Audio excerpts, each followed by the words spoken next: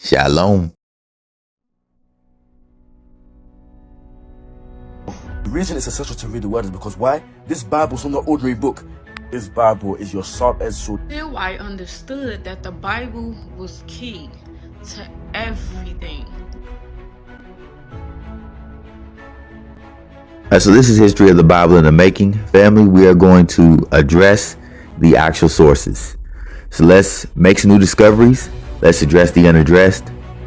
Let's get the application of these discoveries even for today. You're going to learn today. So let's take this journey, and glory be to our God.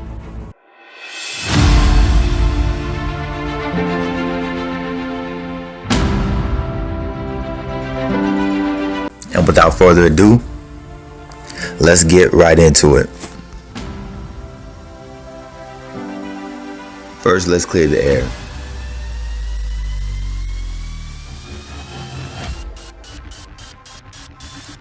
Pictures are not substantial evidence to identify King James and his family, because the Museum in America calls them worthless fabrications, and the real images painted over due to Cromwell.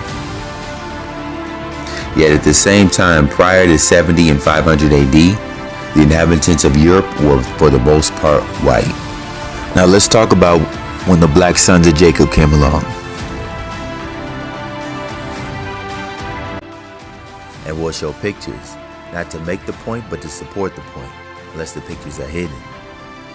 Okay, so reading from these anthropologists, biologists, and geologists, and paleontologists, supporting this phrase right here, that they said that which we derive from the peculiarity of the Jewish race.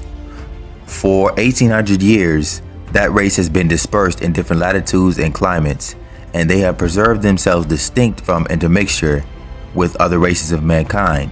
There are some Jews still lingering in the valley of the Jordan, having been oppressed by the successive conquerors of Syria for ages, a low race of people, and described by trustworthy travelers as being as black as any of the Ethiopian races. Others of the Jewish people participating in European civilization and dwelling in the northern nations. So it's documented there were black people who had the appearance of Ethiopians. Now they attributed all sub-Saharan Africa, calling it Ethiopia, but one of those Ethiopian races, some Cushite, some of the Shemitic line. And they said that they were as black as any Ethiopians, and they went into Europe. Okay, so we got King James here, who is a Stuart. So let's connect the dots. So we have another historian, a geologist, we're going to be referencing from, just to get the origin of the Stuarts.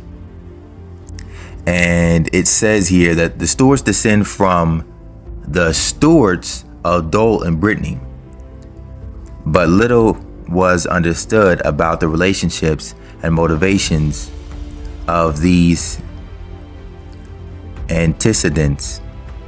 A fresh analysis of the politics and genealogy of the archbishops whom they serve has provided new insight into their origins, including the discovery of unsuspected Frankish roots.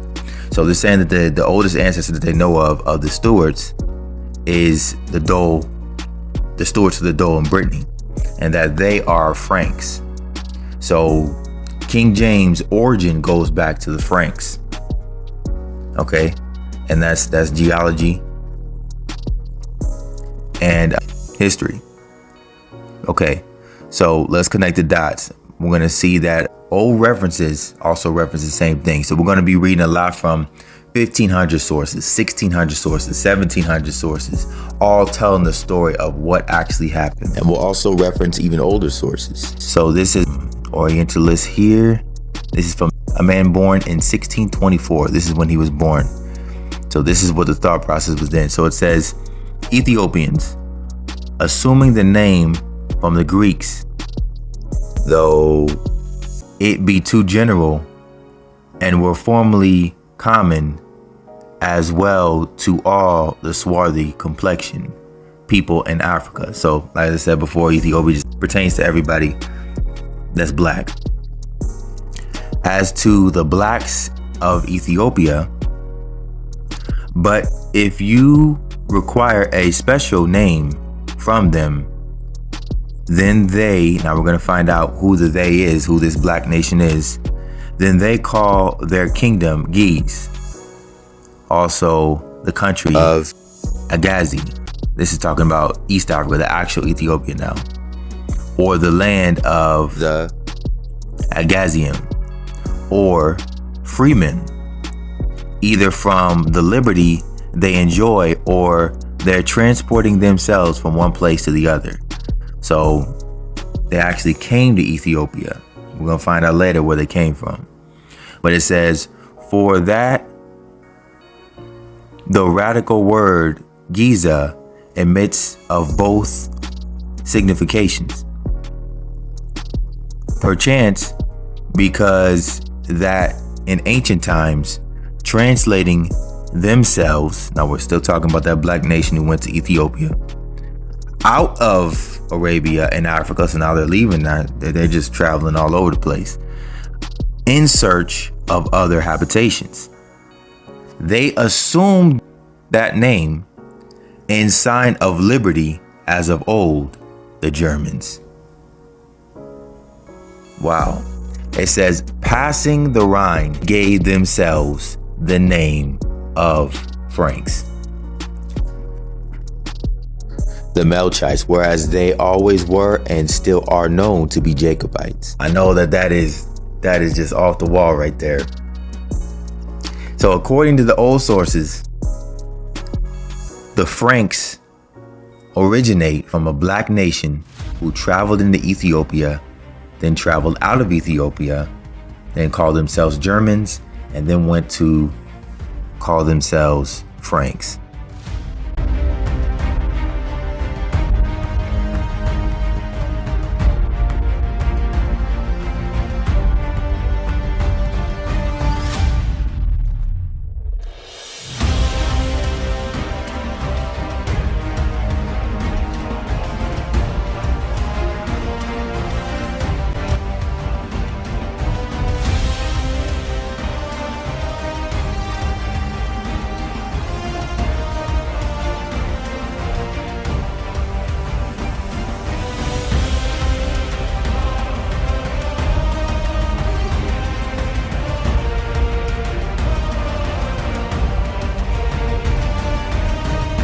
Okay.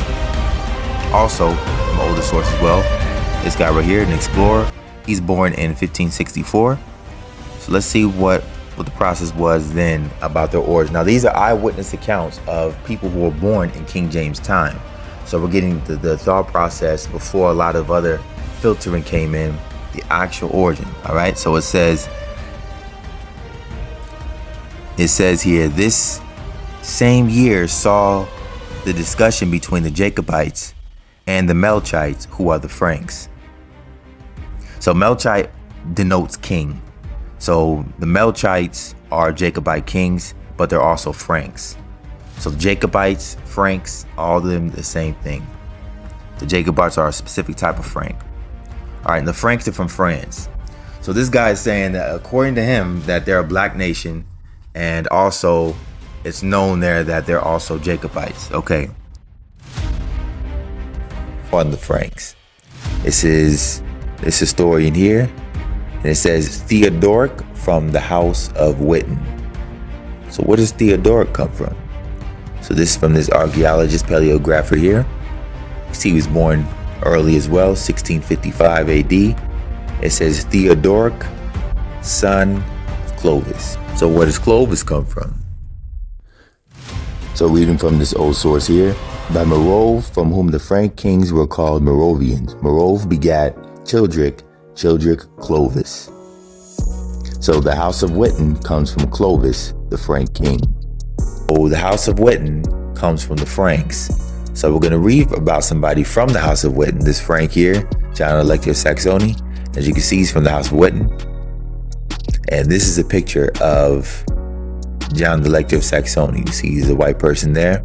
Here, there was actually an x-ray that was put on that picture, and they discovered actually a different person that was painted over him. Now, you can paint over a picture, But what they painted over him was actually a different person.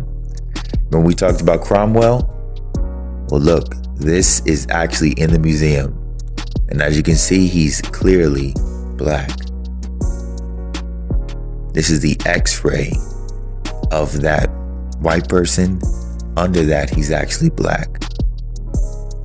There's no way to get around that. Visual evidence of an authentic Frank. So now we talked about how the Jacobites, or the Franks, they were in the eastern part of Africa and they went over to Europe. So now we're going to find out where they were at before they traveled to the eastern part of Africa. And this is from this traveler right here, born 1578 AD. And he says, this sect began in the days of Emperor Martinius, dispersing through the cities of Syria, Mesopotamia, and Chaldea. Yet under other names, their religion extendeth far further. The Coptes and Abyssinians being in a manner no other than Jacobites.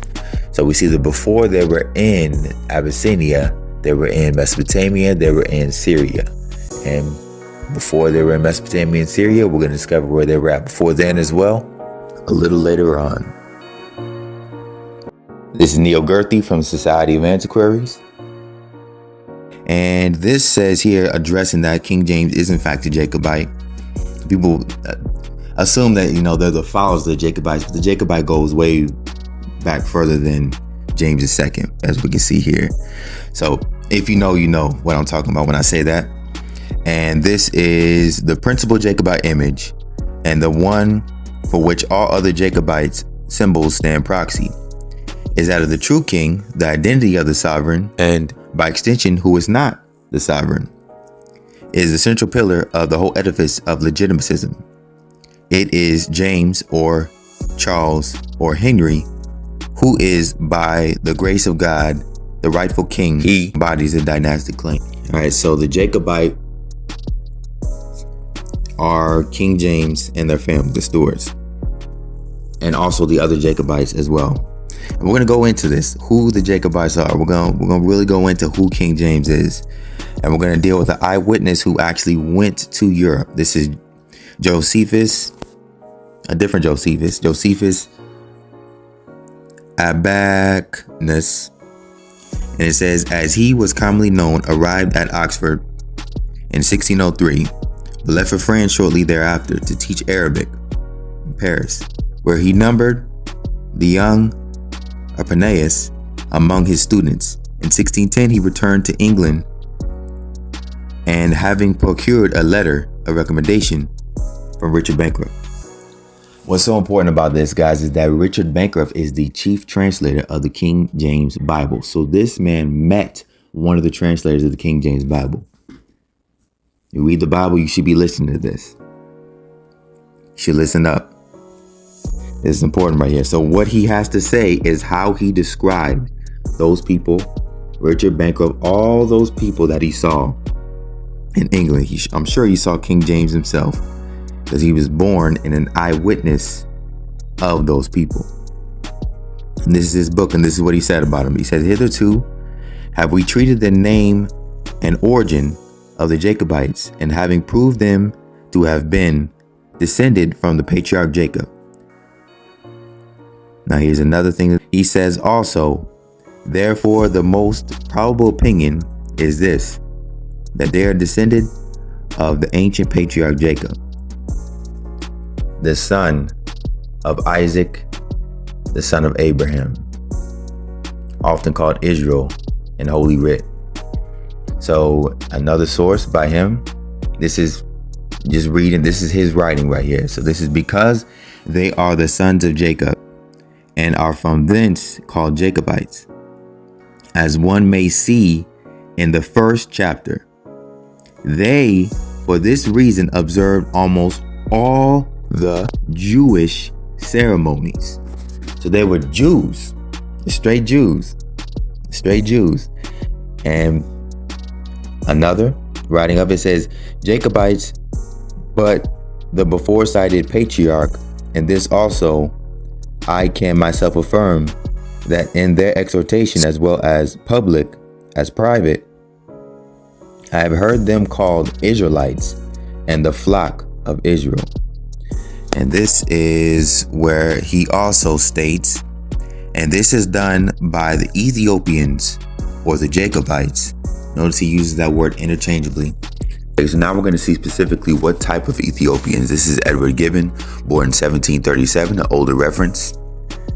And he says the Nubians, an African race, are pure Negroes, as black as those of Senegal or Congo, with flat noses, thick lips, and woolly hair. It goes on to say, the ancients beheld without much attention the extraordinary phenomenon which has exercised the philosophers and theologians of modern times. And it says down here, the Christianity of the Nubians, AD 1153, is attested by the sheriff Al-Adresi, falsely described under the name of the Nubian geographer. So they're not Nubian? Who represented them as a nation of Jacobites. So the woolly-haired people that were in Nubia were actually a nation of Jacobites. So this is from this anthologist and anthropologist James Cowell Richard, born 1786 AD. And he identifies the Nuba being Negroes. Now follow me on this. So the Nuba are identified as being Negroes, particularly. And this geologist, born in this year here, identifies the Nuba as being Negroes as well, saying Nuba, that is to say, Negroes. So they're used interchangeably. Some people use Nuba as referring to Nubia, but in its actual meaning, it does not have a Nubian origin, as we see here from this anthologist and anthropology and Egyptologist. He states here that Nuba does not have a Nubian origin. So now we're reading from this geographer and historian here from a perspective of 800 AD. So he would be an eyewitness account. And he states, Nuba have become two kingdoms. The first is the kingdom that they call Merkura. The capital of their kingdom is Dongola. It is they who made peace with the Muslims and paid them back. The other Nubian kingdom, which they call Alwa.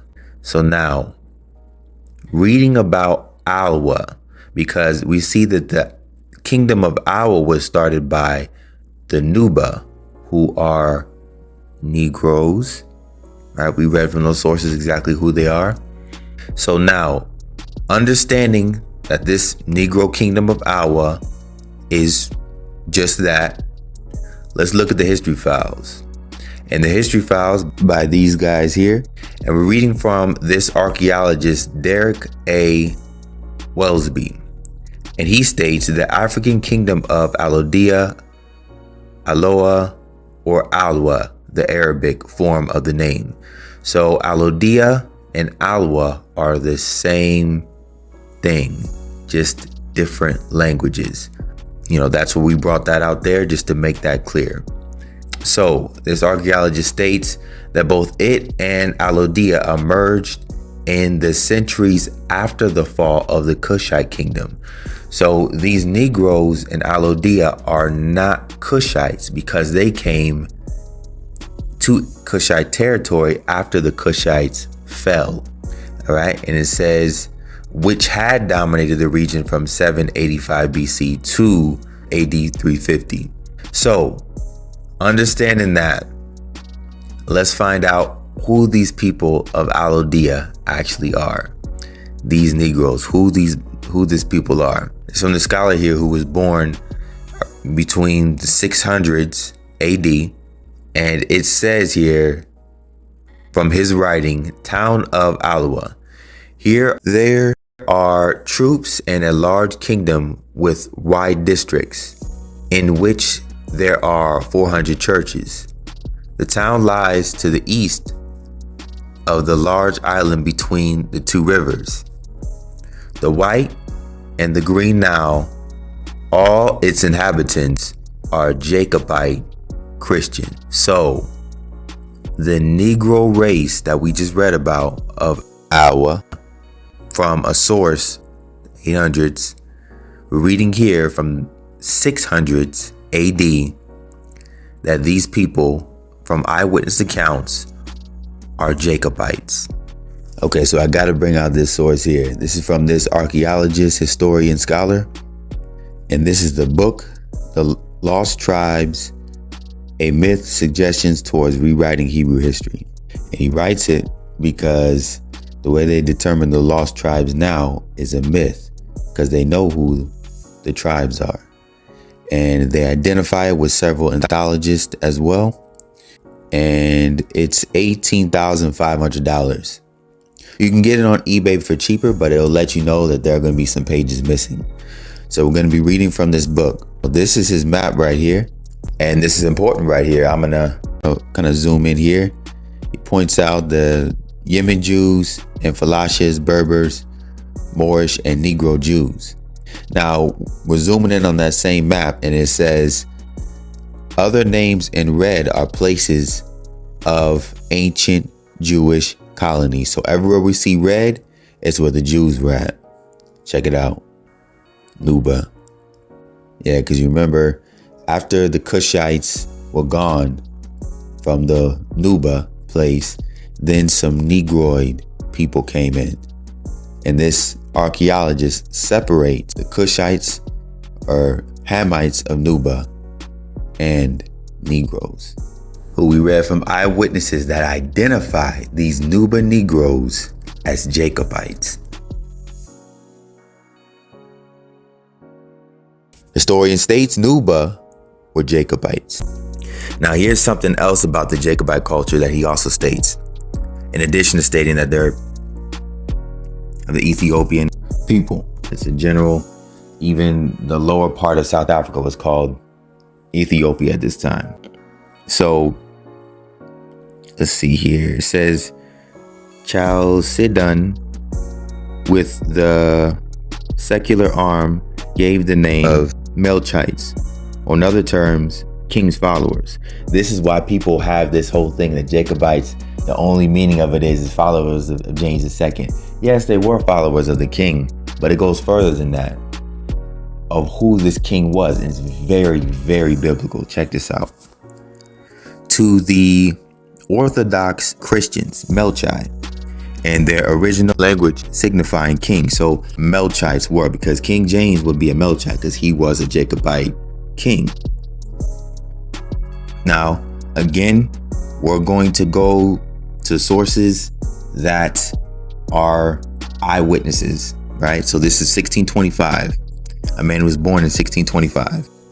It says, whom they termed Melchites or royalists, from their attachment to the emperors of the East. Both parties have long used a liturgy which they agree. Now, Melchites is their king, their royals, who they descend from, which they agree in attributing to Saint James. So you have to be a descendant of Saint James, the first bishop of Jerusalem.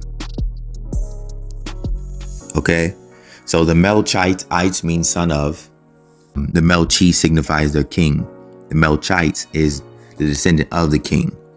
So now, who's this Saint James, bishop of Jerusalem? Now we're going to read from Eusebius. Now he's born in 260 AD. We're going to find out who he is. And it says, then there was James, who was known as the brother of the Lord, for he too was called Joseph's son, and Joseph Christ's father, though in fact the virgin was his betrothed.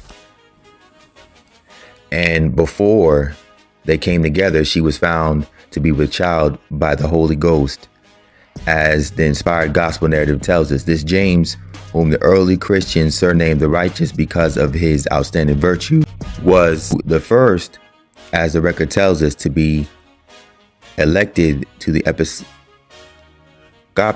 throne of the Jerusalem church. Clement, in Outline's book, puts it thus: Peter, James, and John, after the ascension of the Savior, did not claim preeminence because the Savior had specially honored them, but chose James the righteous as Bishop of Jerusalem. So I read all that down to show that this James, Bishop of Jerusalem, is the brother of Christ. It's that James. So King James, in his ethnicity and in his line, goes to Christ, the Messiah's brother. And that's the meaning of a Melchite. And this is why it goes back to the Bible. Even in the biblical times, they always follow someone who descended from David, from Christ's brother, Joseph's son. You see how that adds up? It's really, really amazing. And this is Hebraist. And he was born in 1564. And he was born around the time of King James. And he says the Ethiopian only accepted for the true Jacobite, of whom we are speaking, make use of leavened bread. And Gregory the 13th, who proposed to found a college at Rome for the Jacobites. So these Jacobites, who look like Ethiopians, who black people, were all in Rome. According to this guy right here, it says the Jacobites of whom he's speaking. So when he used the word Jacobites, that's who he's talking about. So he says further, let's get down here. He says the Jacobites who are scattered and dispersed throughout Syria and the parts adjacent are still computed to amount to about 50,000 families. There is a quotation in Berrywood wherein the number was then advanced to 160,000.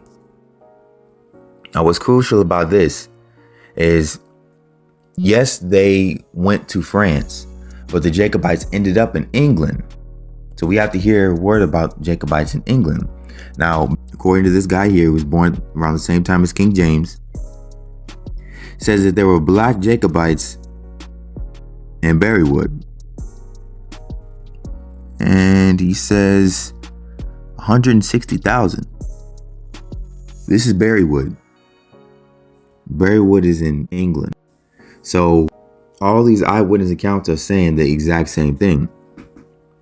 And this is a scholar and a journalist who would have lived around the time of Queen Anne, King Charles II, around that time, mostly Queen Anne, and King James II. And he says here, according to Shakespeare, he says, I sometimes, according to Shakespeare, sit like my grandsire cut in alabaster, sleep while I wake, and creep into the jaundice by being peevish. I would furnish out a table of merry fame in envious admiration of those jovial braids who disappoint the strokes of age and fortune with the same gaiety of soul. Now, he's speaking from the time of Shakespeare. Now, Shakespeare was around when King James was around, and he's talking about these great people. Now, we're going to skip down and see who he's talking about. It says they are generally of that complexion which was in fashion during the pleasurable reign of Charles II. Some of them indeed are of a lighter brown, whose fortunes fell with that of King James. So this shows you that the line of the Stuarts from the time of Shakespeare during King James I all the way to the time of King Charles II and King James II were brown, and some were of a lighter but still brown. This is someone who's witnessed it, and this is what he says. Now we're gonna deal with that word complexion, because I know complexion doesn't mean hair. We're gonna find out. Does it mean hair? We're gonna find out. Now this is Princess Anne of Denmark. And this right here is Christian the First. And Queen Anne is a descendant of him. This is King James' wife. And Oldenburg, they go back to the Franks. Now again, I do want to preference, as I said before, not everybody in Europe was black.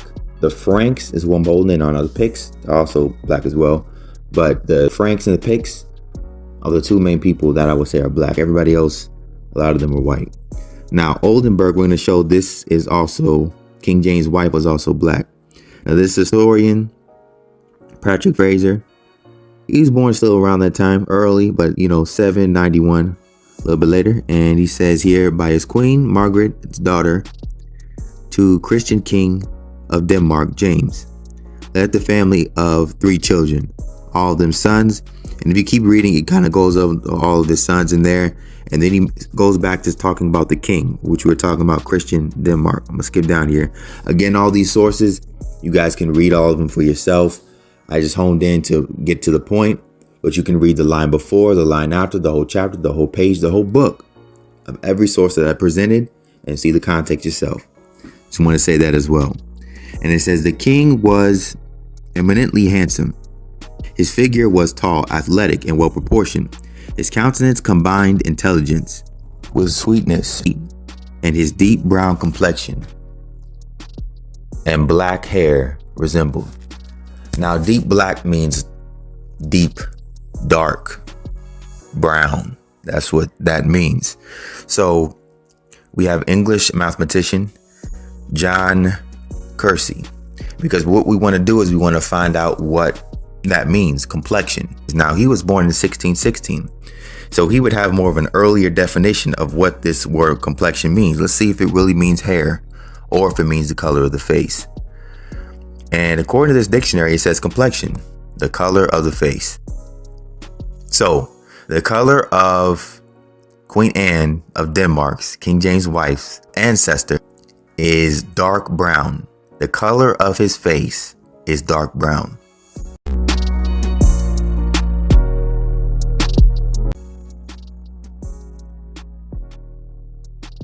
Again, I'm going to the sources in history and letting them tell the story. All right, so this is the Oxford historian right here. And she has a tract from 1642, which is called the Peggy's Coranto.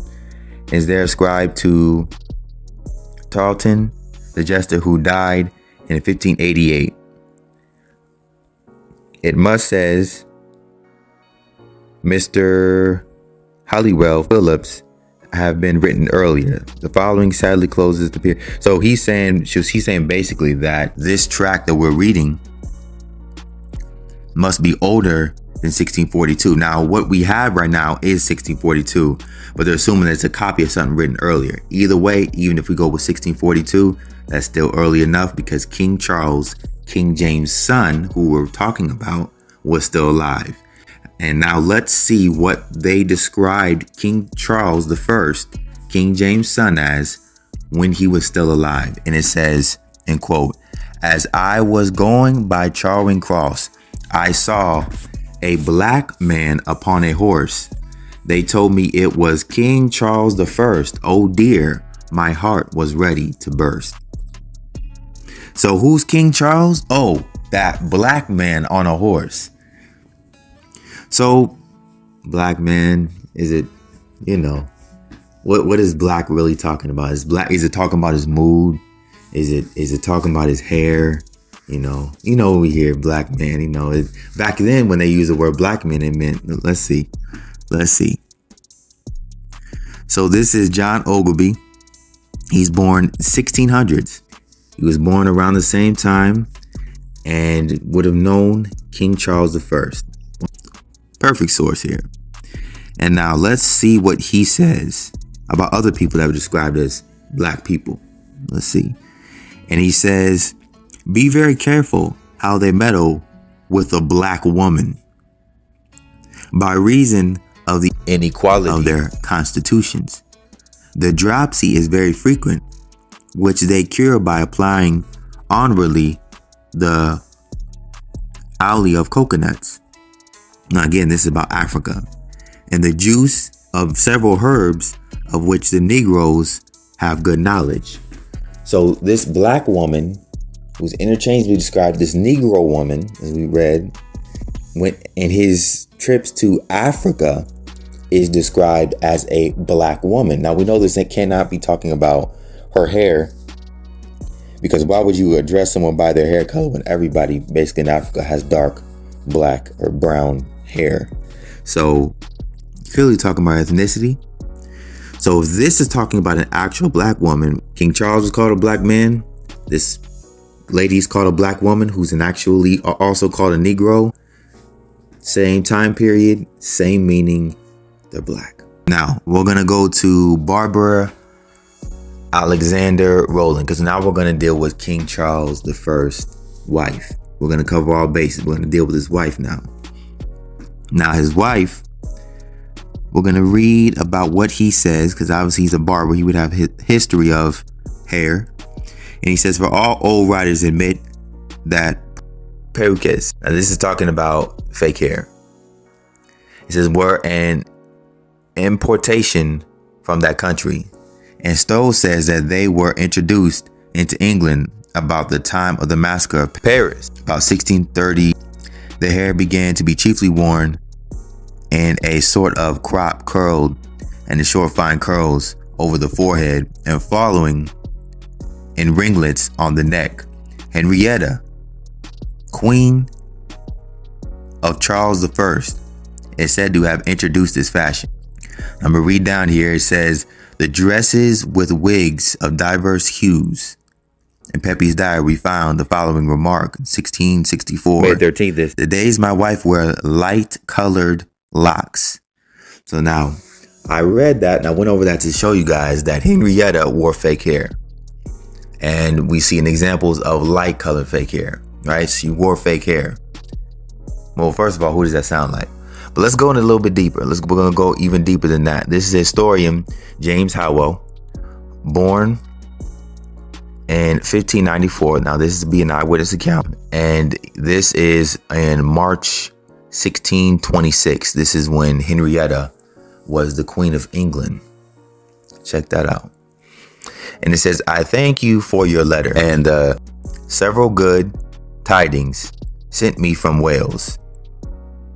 In requital, I can send you gallant news, for we have now a most noble new Queen of England, who in true beauty is beyond the long woe in Santa. For she was of a fading flaxen hair. Okay, now it's flaxen, blonde hair, but more than likely it was fake hair. Here's another description of her. It says, big-lipped and somewhat heavy-eyed.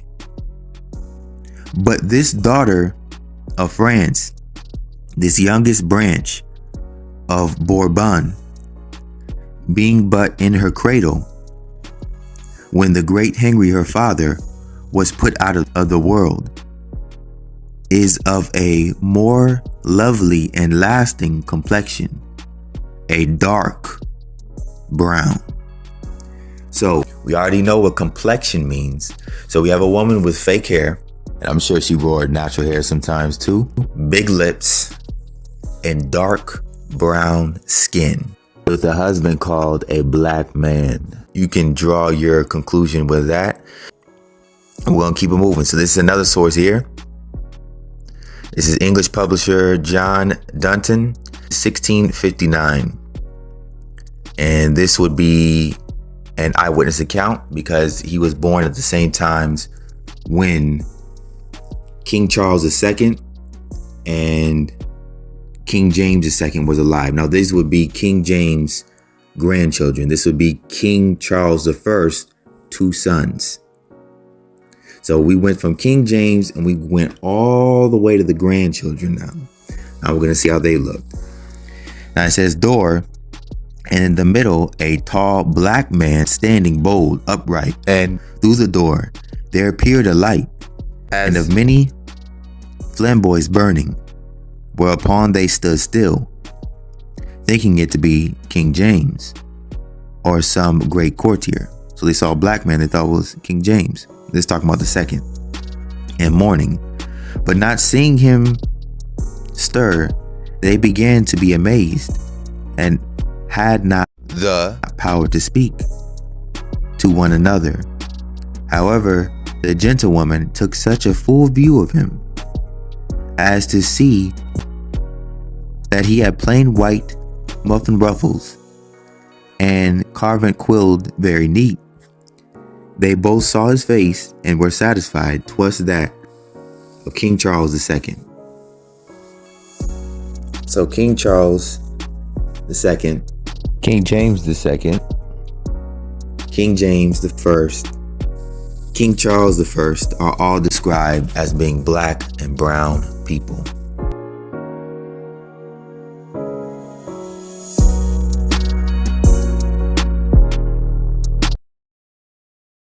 And this is the professor of linguistics.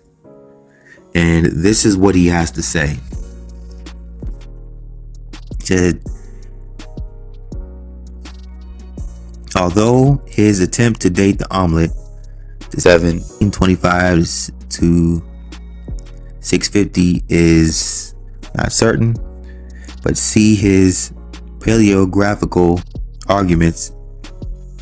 And he says his observation is that the matrices, lexion, Hebrew letters used to represent vowels of the text of the omelet match those of the Masoretic text is significant. Thus, the silver scrolls are best understood as written copies of the biblical text.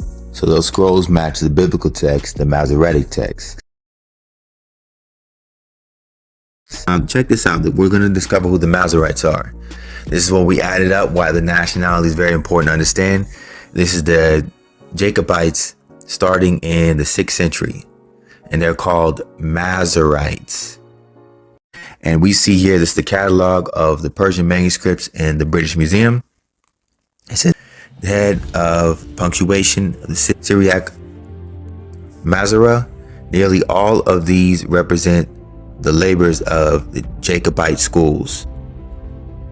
And if we read down here, it says the Jacobite Masoretes extended their labors not only over the whole Bible, but also over the text of such Greek writers. So this is why I'm saying, that's why I'm harnessing on the King James version of the Bible, because his ancestors were the very people who actually dealt with the manuscripts. And that's why I wanted to point that out. And then also, so this is a linguist here, and she states, Saley comes to the same conclusion as Gottstein, and he talks about the text, the textual fluidity of the Jacobite Masoretic tradition. So it's known from early manuscripts that these are Jacobites who did this. This is why I went into the Jacobites, to show he was a Jacobite, y'all. I hope y'all getting the whole connection and how this pans out. The Jacobites translated the Bible from Jacobite manuscripts. King James Bible, New Testament. The King James Bible was translated out of the Codex Bezae. Now it says here that the manuscript was discovered in the monastery of Irenaeus. Irenaeus knew Polycarp, who actually knew the apostles, so this is a very, very good source. The manuscript was found in 1562. So the manuscript that was found for translating the King James New Testament of the Bible wasn't found. The manuscript that was used to translate the New Testament of the King James Bible wasn't even found until after the Geneva Bible was already published. So it's impossible for the King James Bible to have used the Catholic manuscript of the Geneva Bible, because the manuscript they used wasn't found until the Geneva Bible was already published. When the Geneva Bible was being written, the manuscript that was used for translating the King James Version of the Bible wasn't even found yet. So these details matter, because this goes into it's been translated so many times. It hasn't. The manuscript was literally just found at that time. So there wasn't a whole bunch of different translations of it. The Geneva Bible is the result of a bunch of different translations. And even still, people said that it's still pretty similar. But just wanted to get that fact straight. And it says the manuscript here, the manuscript is best dated by the end of the 4th, the beginning of the 5th century. All right, and this here is sent by Theodore Beza to William Cecil, the chancellor, perhaps via the late letters of nephew Anthony Bacon. It says that he basically offered it to the Cambridge University as a gift. I'm going to show you guys that the Beza manuscript is the manuscript that was used for the New Testament. Check this out. Bibliographer Jacques, 1665 is when he was born. So this is written in Latin, y'all. So I told y'all that I'm really getting into it. You got to find it in different languages sometimes to make the discoveries. Got the translation here. It says 1564, 1598. All right. It says, with the last preface of Beza, so that the text and versions are arranged as Beza version. And we know that the version that was made after 1598 was the King James Version. So this is letting us know that the version that was used, he's stating this, was Beza's version. I'm going through the details of everything because it was very meticulously done. Now we're going to show here, without a shadow of a doubt, of the Textus Receptus, where that actually comes from. Now this is his writings again, and he lists here. Now you see the circle where I circle here. It circles a bunch of different authors, and then it shows their works. So it shows this guy, then the last one it shows is Theodore Beza, and we see here he has a lot of works. And one of the works that he actually did is the Textus Receptus, the received text. It's very interesting. The reason why they call it the received text is because the Cambridge University received the text from Theodore Beza, and the Textus Receptus is a printer of Theodore Beza's work. Now people have different things about the Textus Receptus. It's just a printer, y'all. So remember, it's a very old manuscript. So the reason why there are certain things that were done by the Textus Receptus is because it's an old manuscript. So they had to pretty much, like, if there was any warning, it was very worn. They wanted to make a clear, fresh copy, you know, correcting anything that was because of worn. It's a very old manuscript. So now that's the manuscript that they used to translate the King James Version of the Bible. Now 500 to 400 AD, all right, dating all the way there. Now this manuscript that they use actually matches an even older manuscript. All right, so we're going to be reading from this archaeologist, and this archaeologist right here states, quoting another archaeologist, he says, Thide examined 3 New Testament fragments called the Magdalen Papyrus because it was donated to Magdalen College in Oxford, England.